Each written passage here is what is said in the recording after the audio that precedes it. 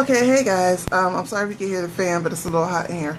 So, and the background noise, the boys are playing Lego something. Lego Star Wars, I think. Lego Star Wars Saga. Anyway, this is your weekend reading, not weekend, I'm sorry. This is your weekly reading for this upcoming week. And, well, I guess let's get right into it. For all those who have survived this week with the Grand Cross and all the hidden sides of yourself as well as the hidden sides of other people that you got to see.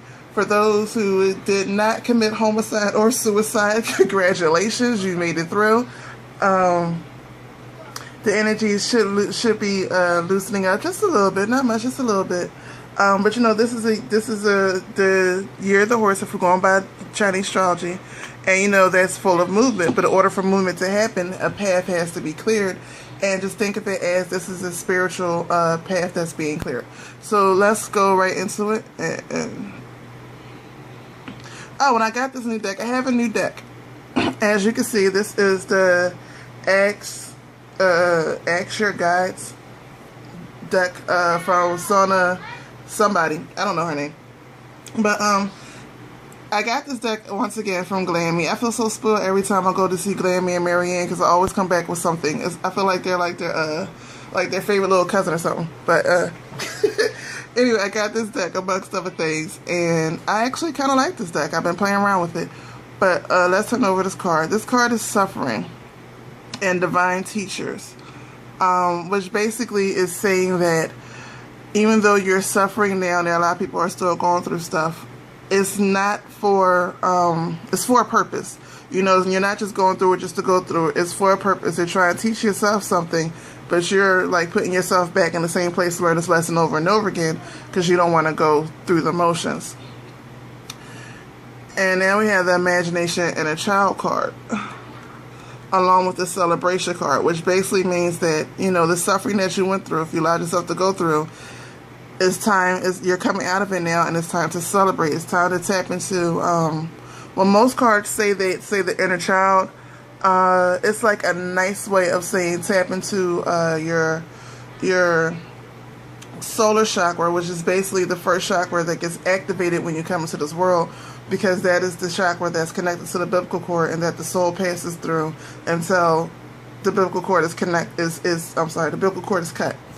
That's how the soul passes in between worlds, you know, during the time that you're in the womb. So when they're saying connect to inner child, they say connect to the purest part of you, connect to that part of you that's connected to all possibilities, and you know, get back to celebrating life and celebrating who you are and who you're truly meant to be.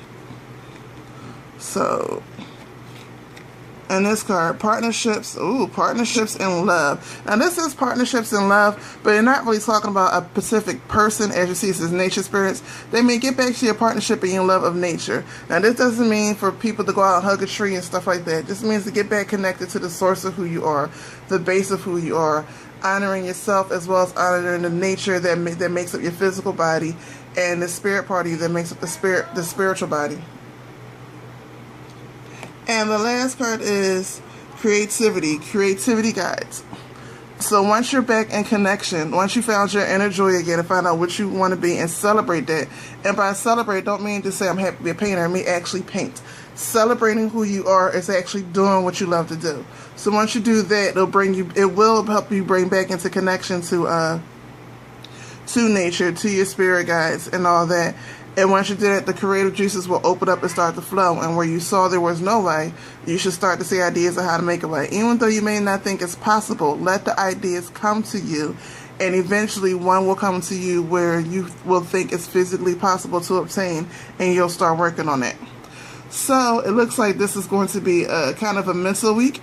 A happy week for some people, because the suffering is over. If you allowed yourself to go through it, the suffering should be over. And the mental torture should be going. And that is your weekly reading. So stay tuned for Stone Sundays for the stones that you can work with this week. Peace.